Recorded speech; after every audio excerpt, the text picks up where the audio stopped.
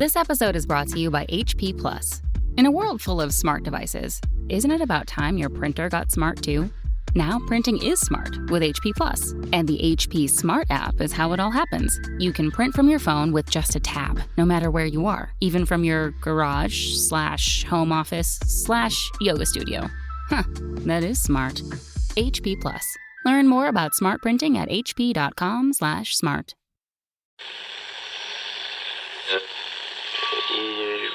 Empire.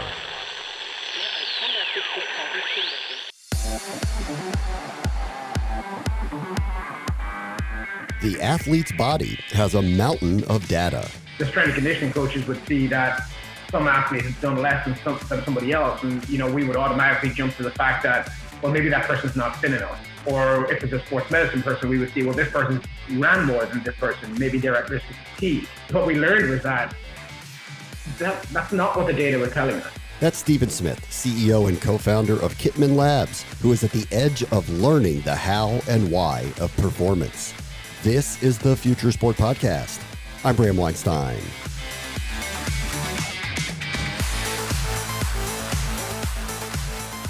Wearables and modern technology have helped teams train better and athletes maximize their potential, but the learning curve remains steep, and Stephen Smith is here to help continue that education.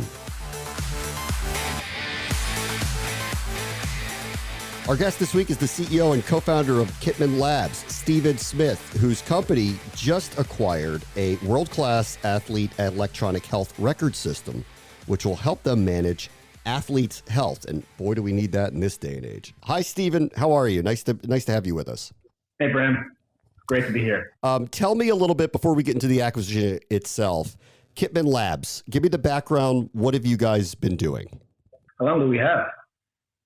Well, I suppose, my background is in sports medicine, right? So, I suppose it's relevant for both the backstory and the acquisition that you want to talk about. But I spent my entire career working in professional sport prior to starting this company.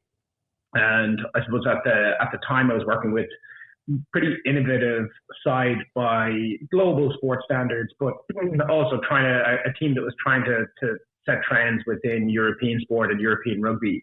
Back in 2008, we actually became the first Northern Hemisphere team of any sport to use wearable sensors on athletes. And, we weren't doing it just because we wanted to be different. We were doing it because we wanted to really understand how do we individualize our management of our athletes and how do we improve the way, we care for them, we look at performance, we manage like every aspect of what they were doing so that we can make better decisions for them. And, on top of using the wearable sensors, we were collecting a huge amount of data from psychological profiles of the athletes, biomechanical profiles of the athletes, strength profiling, fitness profiling, sleep and recovery data, and, you name it, we were collecting it. And I think very quickly once we got past the excitement of having so much information, we really realized that we had so much data and so much information, we really didn't know what it meant. And I think that's kind of what led us down the path of where we're at today. Take me through that learning process of you have this mountain of data and you're trying to make sense of it and trying to then educate your clients and the athletes themselves on how to, whatever it is, better train, better sleep, whatever it may be, to help for their health and their performance. What was that education process like for you? I think at the start, it's full of excitement, right? It's, I'm trying to solve this problem. Let's say we were looking at specific injuries and trying to identify patterns, but, we would look back on a specific injury and we would see something in the data. We would see that, oh, look, there was a huge spike in accelerations just prior to that happening. And I think the first thing that you do in that scenario is you jump to conclusions, right? You jump in and say, wow, it must have been that spike in accelerations that caused that. And then I think as you start to get further into it, you realize, well, hey, what if we looked at every spike in acceleration and started to see, okay, well, what happens at every spike in acceleration? And actually, for the other 99 previous spikes in acceleration, there's no injury. And then you start to realize, maybe that wasn't what led to it. And I think what happened within our scenario was all of the different kind of personas or roles. So, whether you're the strength and conditioning coach whether you're the sports medicine practitioner, etc. Everybody was trying to use the data to support the most important aspects for them, which is fine, right? But what we would have debates internally about the strength and conditioning coaches would see that some athlete has done less than somebody else, and we would automatically jump to the fact that, well, maybe that person's not fit enough. Or if it's a sports medicine person, we would see, well, this person ran more than this person. Maybe they're at risk of fatigue. And really, what we learned was that's not what the data was telling us. The data was basically giving us a description of what happened. And oftentimes that was the output of tactical decisions or a drill design or how the opposition played, etc. It was just telling us what happened. It wasn't like essentially an assessment of somebody's capabilities. And what we really needed to understand was, well, how are the athletes responding to what we're doing with them? And that was when the penny really started to drop for us. Let me ask you about something you actually just mentioned that I haven't heard someone actually say, and maybe it's more commonplace than I know. When you talk about wearables and getting all this data and using it to help performance and recovery or whatever it may be, you mentioned things like sleep and recovery and training and load management and all these type of things that we hear about in this realm. You said a psychological profile too. How have wearables helped create that roadmap for you? Yeah, well, I think, listen, wearables don't really play too much into the psychological aspect, but the psychology of human beings has been proven from a medical and scientific perspective to be hugely important in like hundreds and thousands of research studies. And just a really simple example, when human beings are stressed, we know that a phenomenon called peripheral narrowing occurs.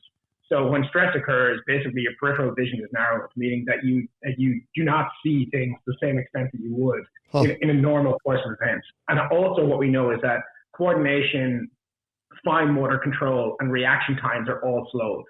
So let's think about that in the context of sports. You're in this high velocity scenario with potential contact with other athletes, trying to catch a ball, trying to land, trying to twist, trying to turn.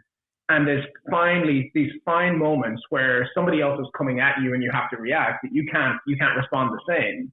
It makes total sense that like stress and things like that could have a huge impact on determining what the outcome of those really, really high velocity, high impact potential moments are. So you're figuring out who's clutch, who's able to handle the high leverage moments. Absolutely. So I suppose where we're going, like across a couple of these different pieces that we've just spoken about, is that it's a culmination of all of these pieces that are going to give us, that are going to help us understand what's happening. Yeah. Right? It's going to help us to understand what's meaningful, and especially in those clutch moments. Okay. So, you were where you started, and then you had this mountain of data, and then you're learning yourself how to implement it, how to make it work for you. Are there any specific type of success stories that have kind of come out of this to this point where you're saying like, hey, we have helped this athlete or groups of athletes deal with things differently because of what we've learned about their biodata? Yeah, so I think the way that we look at that is like empowering practitioners to make great decisions, right? And the reality is, it'd be great for people like me, founders of technology companies, to come on here and take the plaudits for all of the improvements that teams see. But the reality is that's not fair, right? Me coming here and telling you, hey, we reduced the injury profile by X team 50%, 60%, 70%. The reality is we don't reduce those profiles by any percentage. We provide information that allow practitioners to make fantastic decisions, and they're the ones that create the success. So success for us essentially is providing experts in the field with tools to be able to handle the masses of data that they're dealing with day to day. And just to put that into context, right? When we started the company and first came out, most teams that we were working with were providing us with about 95,000 data points per athlete per year. Today, most teams are providing us in excess of 2.5 million data points per athlete per year. And you think about that for a football team like the one that you're working with kind of week in, week out. There's 53 athletes that they're collecting 2.5 million data points on every day. Yeah. And if they're trying to individualize the decisions for those athletes, how do they find which one of those 2.5 million data points on each individual athlete are the right pieces of information that are going to allow them to understand what is the perfect blend of load and recovery, and how should they alter their program for that person to ensure that they like maximize their potential in the game this weekend and that they stay healthy.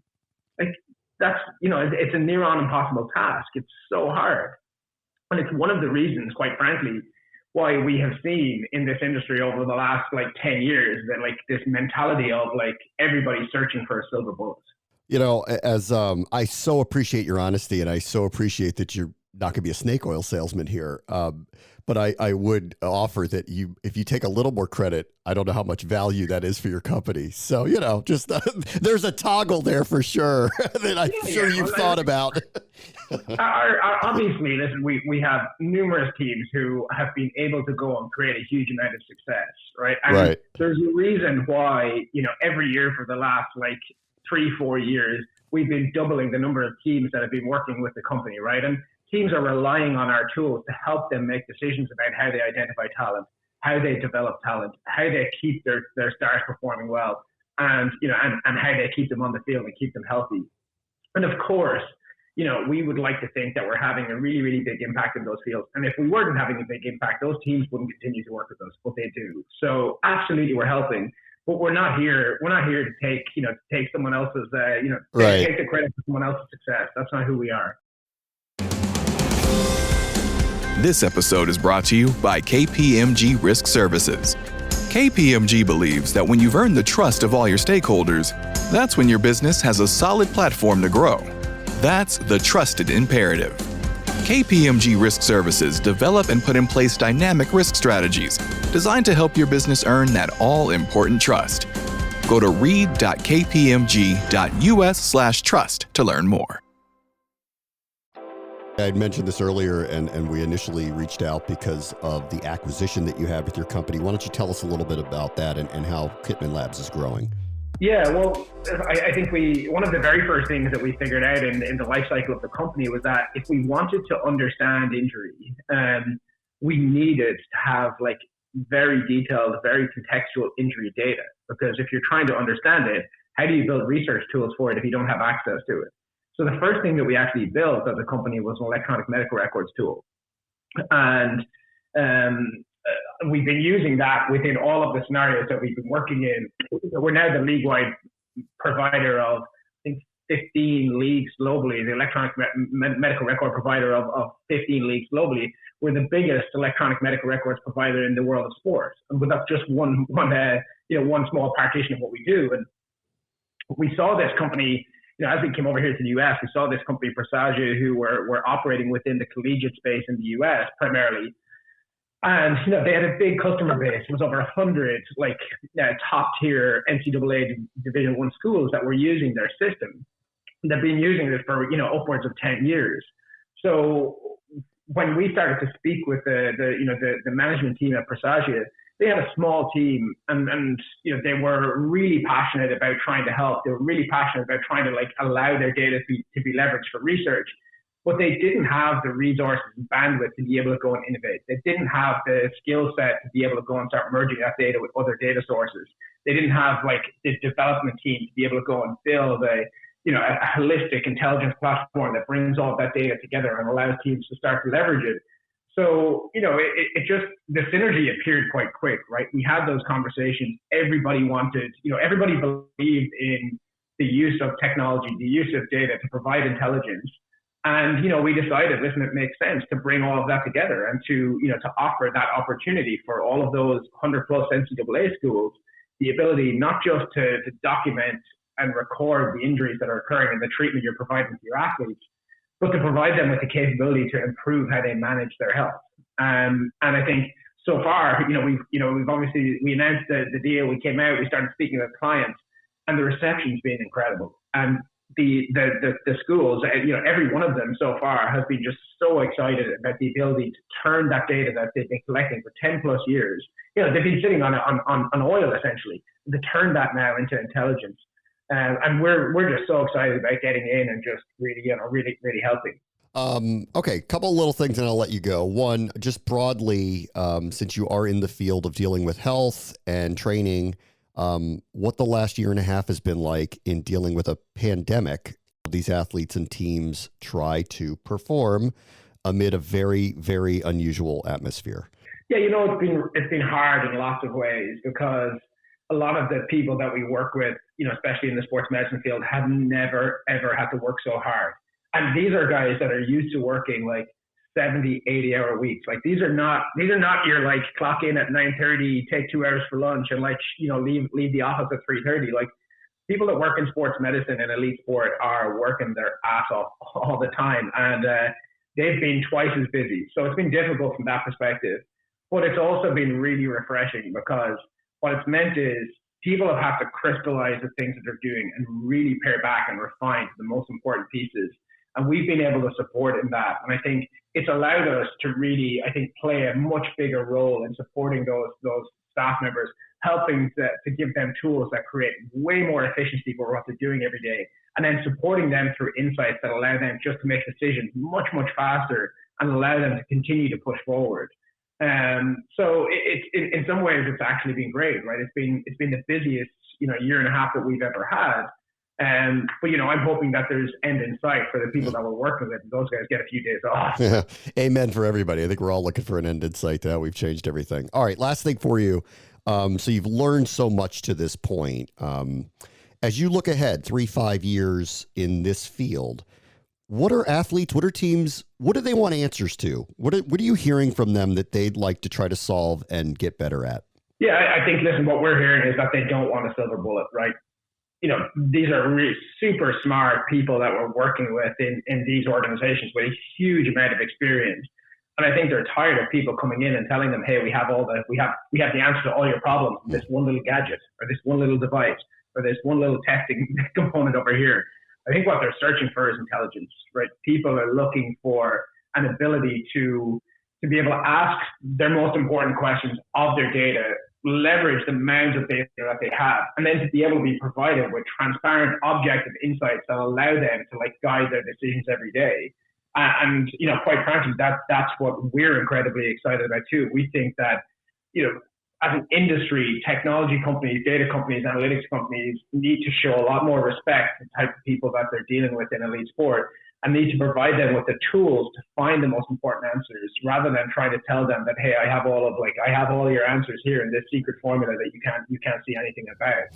And that's what we're doing, right? We're building research quality tools and an intelligence platform to allow these practitioners to leverage the data that they have and turn that into decisions. And I think a really simple way to think about that is, if you were feeling ill and, you were waking up over the last number of days, you were feeling incredibly tired, you started to feel, your appetite was going, with a huge pain in your back, and it just wasn't going away, painkillers weren't taking care of it, you were really concerned, right? You walk into your physician's office and you let him know or her know, hey, these are the symptoms that I'm having. If you sat up on the table and they said, hey, I'm going to take your blood pressure, and they check your blood pressure and they say, okay, well, it's 120/80, so actually everything's fine. You'd be like, what? Mm-hmm. Doc, are you not going to, is that all you're going to check, right? And I think in sports today, that's what we see, right? We see people saying oh, this one device is going to solve it, right? Your physician wouldn't do that by one device. Your blood pressure monitor is not going to be the only thing. They'd run a whole array of tests on you.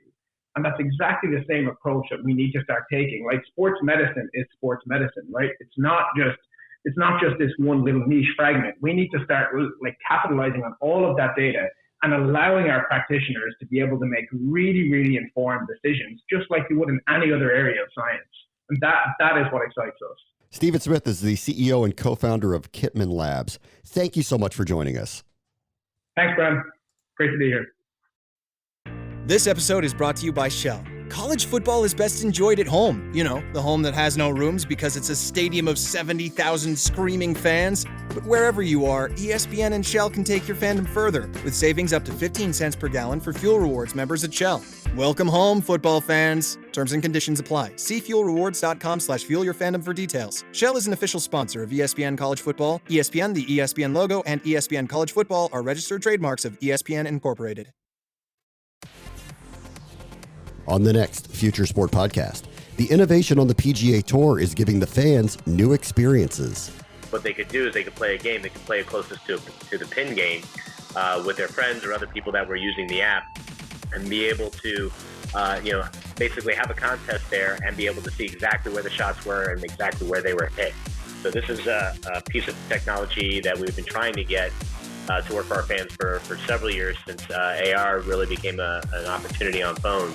That's Steve Gutterman, Senior Vice President of Digital Operations for the PGA Tour, who unveiled a plethora of cool new tech that brings fans closer to the players they follow. That will do it for this episode. As always, the future is now. This is the Future Sport Podcast. I'm Bram Weinstein.